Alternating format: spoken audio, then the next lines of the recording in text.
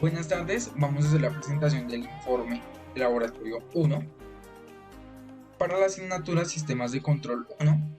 Este grupo está conformado por Freddy Alexander Vaquero Alvarado, Faiber Coy González y Oscar Javier Narváez-Chía. Las partes de esta presentación son el modelamiento matemático, la simulación en MATLAB Simulink y la simulación en Multisim. Entonces vamos a comenzar con la parte del modelamiento matemático. El modelamiento matemático para este sistema corresponde a la división de varios subsistemas del mismo. Entonces, el primero es el driver, el segundo es la parte del solenoide, el tercero es la válvula, el cuarto es la parte del horno del sistema y un quinto que no aparece directamente en las ecuaciones, pero que se realiza en las simulaciones, es el sensor lineal. Para empezar, entonces, con la parte del driver, tenemos un voltaje de entrada llamado E, que oscila entre los 0 y 5 voltios. Por ello, se decide multiplicar este voltaje de entrada por 3 quintos, para que, por ejemplo, si ese voltaje cuenta con 5 voltios, al dividirse con 3 quintos, va a garantizar que a su salida va a tener 3 voltios. Esta salida va a recibir el nombre de V de T, que va a ser a su vez la entrada a la segunda ecuación o el segundo subsistema de un todo, ¿no? El segundo subsistema corresponde a la parte del solenoide, que su ecuación ya está preestablecida por una ecuación de solenoide, como lo envía en el documento el maestro, el documento propuesto, con todas sus características y constantes y valores, donde la parte eléctrica de este solenoide es la ecuación que vamos a utilizar. Por lo tanto, se va a modificar un poco, ya que la velocidad de la válvula está dada por la constante de velocidad, que se multiplica por la derivada del desplazamiento de la misma. Es decir, que nuestra salida de la primera ecuación va a ingresar a restarse con la constante de velocidad y la derivada del desplazamiento, y a su vez también se va a restar con la resistencia, que se multiplica por la corriente para hallar el voltaje en ese punto. A su vez se divide por la inductancia, que está multiplicada en la ecuación inicial por la derivada de la corriente del sistema. Se despeja la derivada de la corriente para que esta sea nuestra salida y a su vez la entrada al tercer subsistema. Tercer subsistema que está dado por la ecuación de la parte mecánica, es decir, para la parte de la válvula, que también está propuesta en las ecuaciones iniciales de solenoide. Esta ecuación tiene como constantes la constante K, que es de resorte, que es un valor muy bajito, pero también se puede dar arbitrariamente.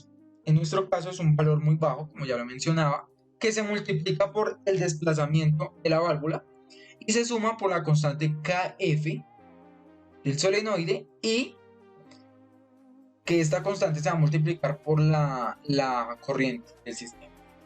Entonces, para que la ecuación 2 ingrese en este sistema, esta derivada debe integrarse para hallar el valor neto de la corriente, que va a ser como una realimentación en el mismo subsistema, se va a multiplicar con R, y a su vez va a ser la entrada, que se va a multiplicar por Kf.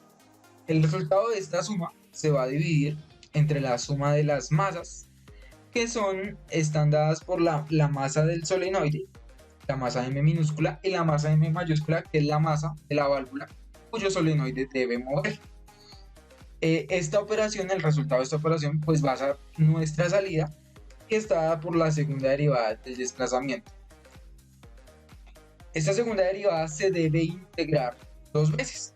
La primera integral nos va a dar la primera derivada de x, que va a devolverse a la segunda ecuación para multiplicarse con la constante de velocidad. Esta dx sobre dt se debe volver a integrar, que es la segunda integral, para que nos dé el desplazamiento, el valor del desplazamiento, cuyo desplazamiento va a ser la entrada al cuarto subsistema, que corresponde a la parte del horno. ¿Cómo está dado esta parte del horno? Está dado por la multiplicación entre el caudal. El caudal es el resultado de la multiplicación entre la constante de caudal, la constante de flujo de vapor que está viajando por la tubería, que se multiplica por el desplazamiento de la válvula. Entonces, como está dado por eso, se reemplaza, el caudal se reemplaza con estos valores para que la integral que tuvimos en la anterior ecuación pueda ingresar a esta última ecuación y la podamos conectar correctamente. Esta multiplicación de caudal se va a multiplicar por la resistencia térmica del sistema. Y a su vez, este resultado se va a restar con la temperatura del horno. El resultado de esto se va a dividir entre la multiplicación de la resistencia térmica por la capacitancia térmica, cuya capacitancia térmica está dada por la multiplicación ¿de qué? De la carga de la tubería, es decir, de los 13 kilogramos de vapor que viajan por la misma, que se multiplican por el calor específico de dicho vapor. Este resultado va a dar como salida la derivada de la temperatura, que dicha derivada se debe hacer lo mismo como se ha hecho anteriormente. Por ejemplo, en la segunda ecuación se debe integrar esta derivada para que nos dé el valor neto de la temperatura, que a su vez va a hacer una realimentación y se va a restar con la resistencia térmica por el caudal, y a su vez va a hacer la operación para que salga el quinto subsistema que les mencionaba, que se va a multiplicar, este valor de temperatura se va a multiplicar por 5 por 10 a la menos 3 o 5 milis, para que dé el resultado del sensor lineal, ya que este sensor lineal entrega 5 milivoltios por cada grado Celsius de temperatura que entregue el horno. Es decir, que si por ejemplo el horno entrega 2 grados Celsius, él va a entregar 10 milivoltios en donde esté mostrando su resultado. A continuación, los voy a dejar con la presentación de la simulación en Simulink, donde se puede ver gráficamente la simulación de todo este modelamiento matemático. Muchas gracias. A continuación, describiré la forma en que se montó el sistema en Simulink. Tenemos por separado cada uno de los bloques. Este sería la parte del driver, la parte del solenoide, la parte de la válvula y finalmente pues el horno. Tendríamos también dentro del horno un sensor.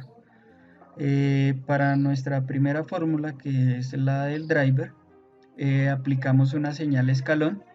Esta varía de 0 a 5 voltios, en la cual se multiplicaría por el 3 y a su vez se dividiría entre 5. Aquí esta salida la enviaremos a un punto suma que ya llegaría a nuestra ecuación de solenoide. Este sería el resultado del driver restado con la constante de velocidad de la válvula. Esta constante vendría siendo multiplicado por la derivada del desplazamiento. De acuerdo pues si seguimos esta guía, determinamos que para esta derivada tendremos que anteriormente, previamente, tener descrita la válvula como tal. A este punto, en esta salida, tendríamos 2 veces la derivada de la válvula. Para poder obtener la derivada, tendríamos que integrar y así de esta manera obtendríamos la derivada multiplicada por la constante de la velocidad de la válvula, que iría al punto suma. En nuestra ocasión, nuestra ecuación nos muestra que debemos restarlo por la resistencia y por la corriente del circuito. En los datos nos muestran la resistencia, y para obtener la corriente debemos de esta la sacamos de la retroalimentación del mismo sistema del solenoide. En este punto tendríamos una respuesta del solenoide junto con la suma del voltaje o el punto suma del voltaje y la constante de la válvula. Esta tendría que ser integrada para obtener así la corriente que se va a multiplicar con la resistencia. A continuación sería la válvula. Como ya tenemos descrito el recorrido o el proceso que hace la válvula, esta sería la ecuación que tendríamos descrita para la válvula. Tenemos que está multiplicada por una constante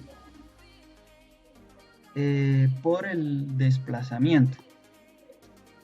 Aquí en esta ecuación tendríamos, esta es una suma, no un producto, sino una suma de Kx más K sub F por I sub T. Listo. Aquí tengo pues un pequeño inconveniente, pero pues la ecuación daría como resultado esto, dividido entre la masa del solenoide y la masa que tiene que empujar este solenoide. Obtendríamos, como ya dije, el resultado, que es la segunda derivada del desplazamiento sobre dt. En la ecuación, como se tiene que determinar el desplazamiento, este se obtiene de la segunda integral de la derivada de dx, que es multiplicada por la constante, que esta constante es tomada arbitrariamente. De acuerdo, esta es una constante del resorte y, como ya mencioné, es tomada, digamos, de manera arbitraria.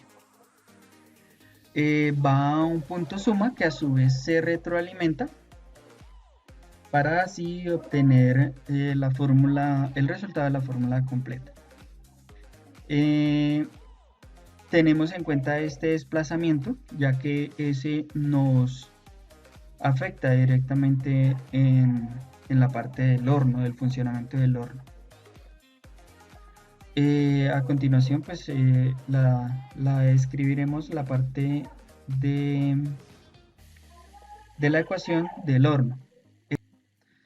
Aquí, pues como ya mencioné, tenemos el horno, que aquí esta sería la fórmula.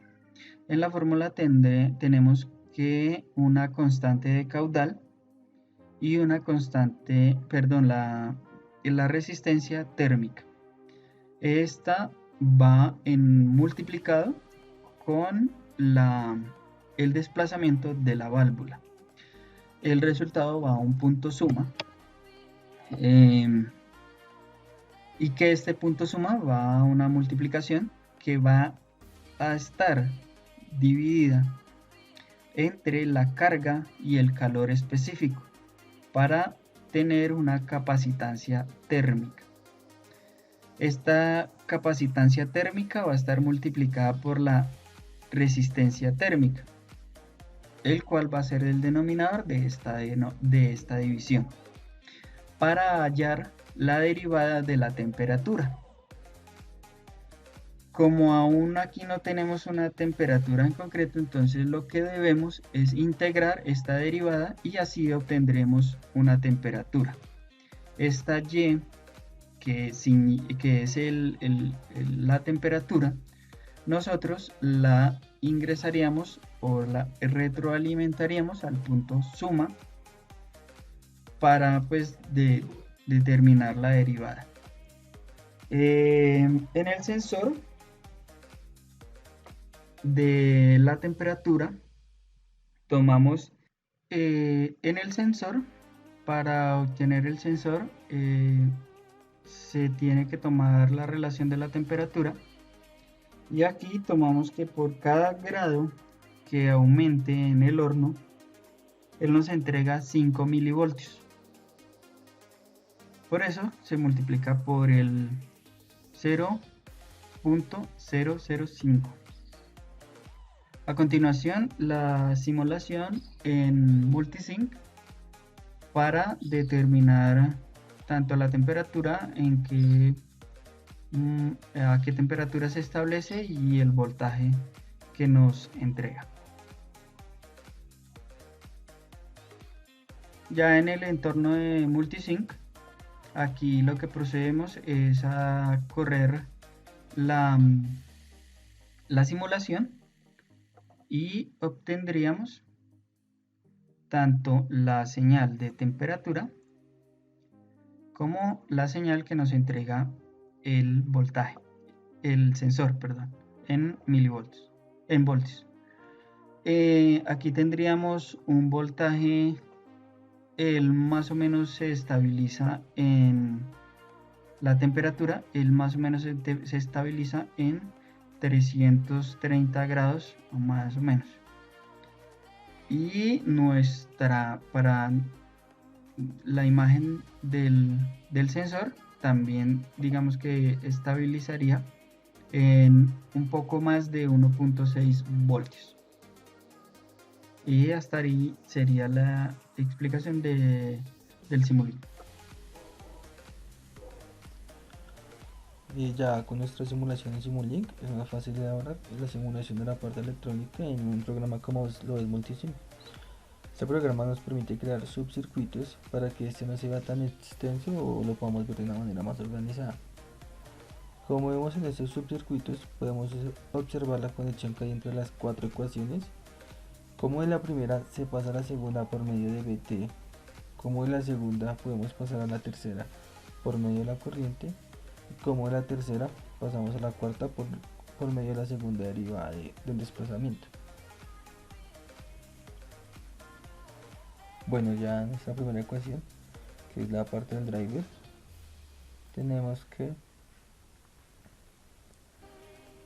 una fuente de 5 voltios. El ejercicio nos decía que la fuente puede variar de 0 a 5. En nuestro caso decidimos dejarla a 5 voltios. Esta fuente, como la vemos acá, se va a multiplicar por 3/5. Si hacemos la equivalencia, esto sería 0.6. Por eso le estamos dando una ganancia aquí de 0.6. Tenemos que nuestra resistencia de referencia la vamos a dividir por R1, o sea que 6K dividido entre 10K para que nos dé el 0.6. Como esta es una configuración inversora, lo que hacemos para que la salida sea con el signo correcto es hacer un inversor con ganancia de 1, ya que 10 dividido entre 10 nos va a dar una ganancia de 1 para tener un Vt con el signo correcto.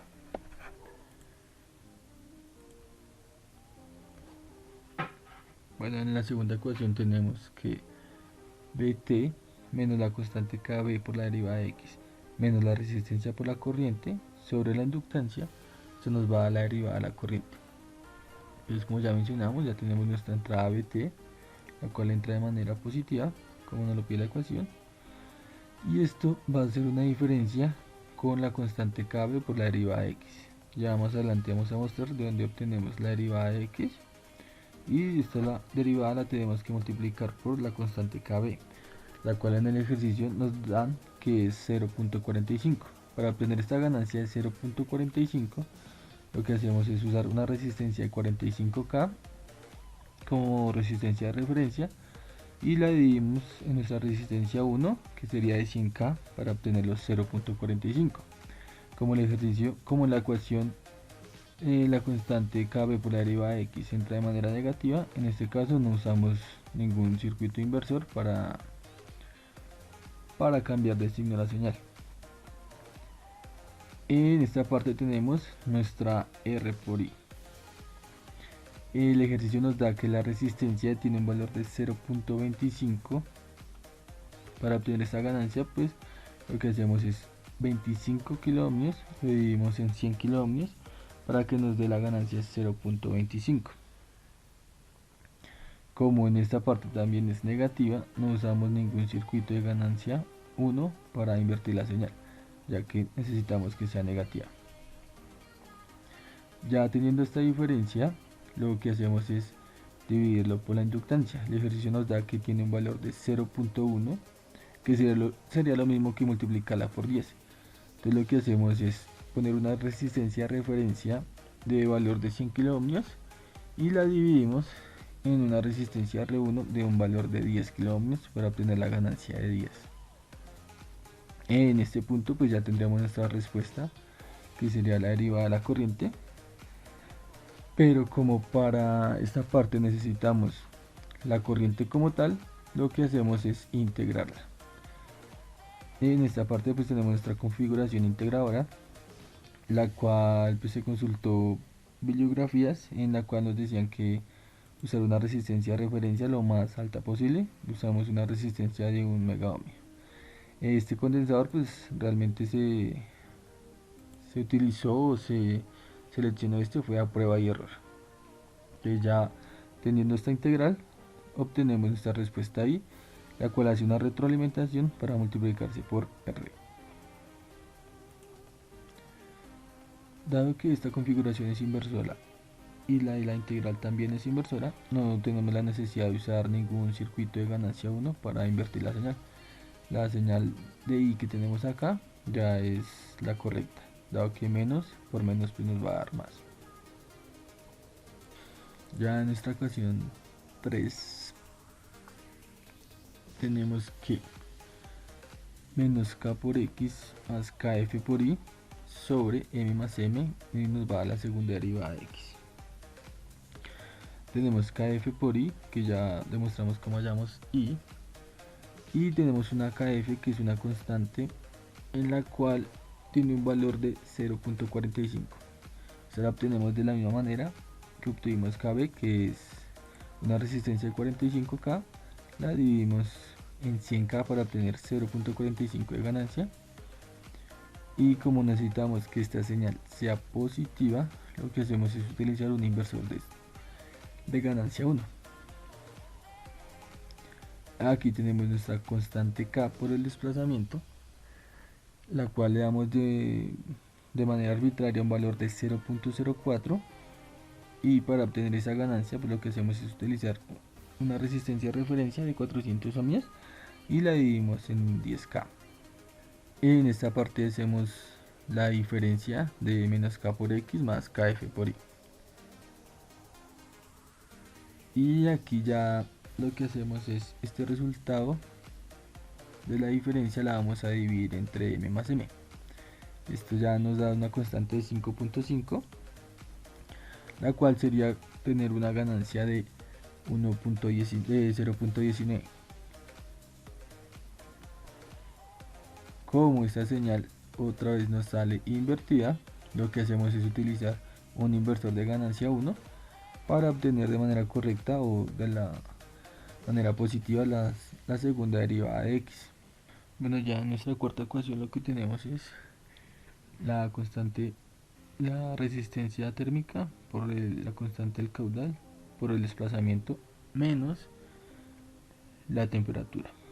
Esto lo dividimos entre la resistencia térmica por la capacitancia térmica y eso nos va a dar la derivada de la temperatura. Como decíamos, acá ya tenemos la segunda derivada de x, que necesitamos integrarla dos veces para poder obtener x. En este caso pues no necesitamos ninguna ganancia, entonces las resistencias van a ser iguales. Y como esto nos hace un circuito, una configuración inversora, lo que utilizamos para poder obtener dx de t de la manera correcta es un inversor con una ganancia 1. Volvemos a integrar para poder obtener x y nuevamente no necesitamos ganancia, las resistencias son del mismo valor. Y volvemos a usar un inversor para obtener x de la manera correcta. Esto lo tenemos que multiplicar por 2.45, que va a ser la ganancia de multiplicar RT por KQ.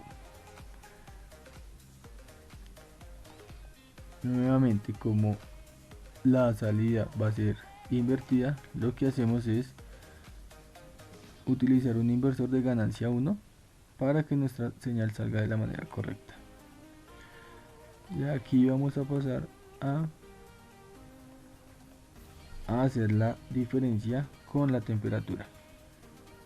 Ya en esta parte lo que tenemos es la división de la diferencia sobre la constante RT por la capacitancia térmica, y eso nos tiene que dar una ganancia de 0.02. Entonces lo que usamos es utilizar una resistencia de referencia de 200 ohmios, la dividimos en 10K para obtener esa ganancia. Entonces en este punto obtenemos la derivada de y.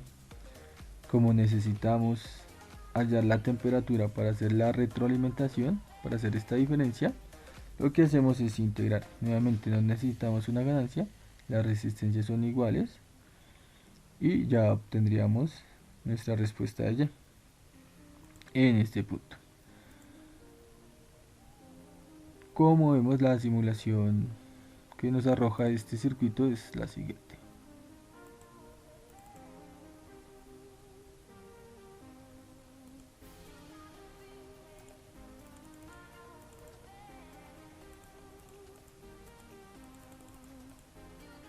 La gráfica que obtenemos es esta en la parte de la temperatura,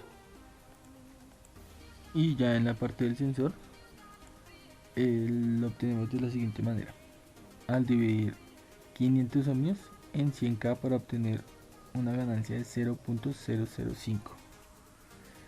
Como esta señal nos sale invertida, lo que usamos es un inversor de ganancia 1 para poder obtener la simulación de manera correcta. Y esta es la señal que nos arroja la parte del sensor.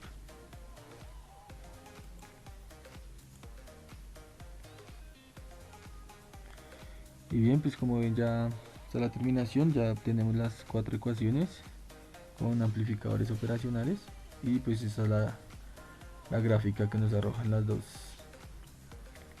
dos simulaciones, la parte térmica y la parte del sensor como tal. Y así es como se ve el circuito como tal, con los subcircuitos.